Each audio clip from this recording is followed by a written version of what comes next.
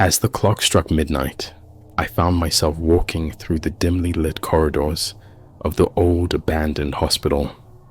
My footsteps echoed eerily against the cold tiled floors, and the faint hum of flickering fluorescent lights added to the unnerving atmosphere. I had taken up a job as a night security guard at this desolate place, thinking it would be an easy way to make some extra cash. Little did I know, my decision would plunge me into a nightmarish descent into darkness. The hospital had been shut down years ago, a relic of a bygone era, its halls now haunted by memories of suffering and despair.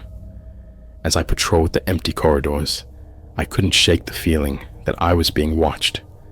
Shadows danced in the corners of my vision, and every creak and groan of the old building sent shivers down my spine. I tried to push aside my growing unease, reminding myself that it was just my imagination running wild in the silence of the night. But then I heard it, a soft whisper, barely audible over the sound of my own heartbeat.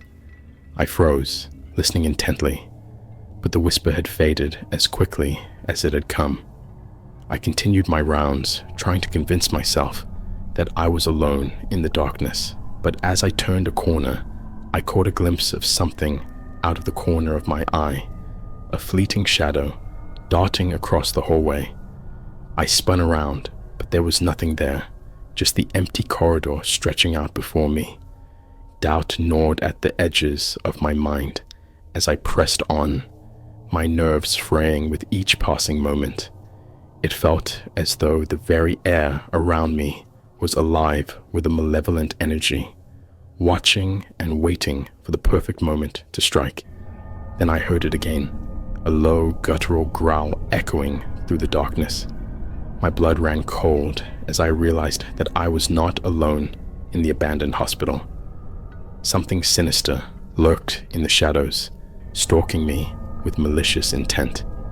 I fumbled for the flashlight at my hip, the beam cutting through the darkness like a knife. But the light seemed to only reveal more shadows, twisting and writhing in the corners of the room. I could feel eyes boring into me from all sides, unseen and malevolent. With trembling hands, I reached for my radio, desperate to call for help. But when I pressed the button, all I heard was static, a cruel mockery of my attempts to reach out to the outside world. Panic clawed at my throat as I realized that I was trapped in this nightmare with no way out. Every instinct screamed at me to run, to flee from whatever lurked in the darkness. But where could I go? The hospital stretched out before me like a labyrinth, its corridors twisting and turning in on themselves. I stumbled forward, my footsteps echoing loudly in the oppressive silence.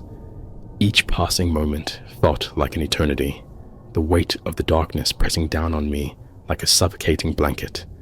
And then, just when I thought I couldn't bear it any longer, I saw it, a pair of glowing eyes staring at me. From the end of the hallway, they burned with a fierce otherworldly light, filled with hunger and malice. I tried to turn and run, but my legs refused to move, rooted to the spot by a paralyzing fear. The eyes drew closer, their glow casting eerie shadows on the walls around me.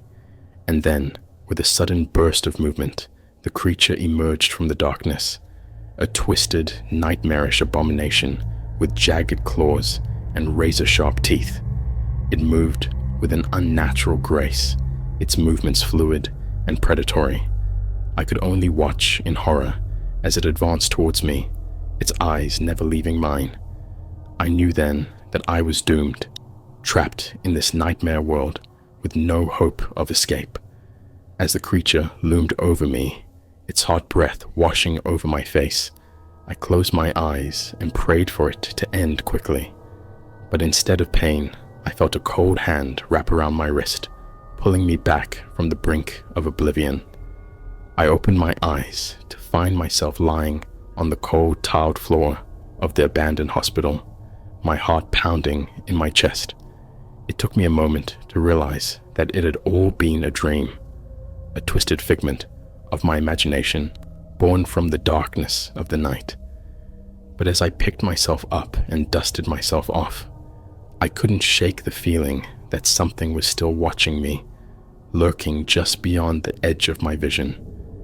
And as I made my way back to the safety of the outside world, I couldn't help but wonder if the horrors of the night had truly ended, or if they were only just beginning.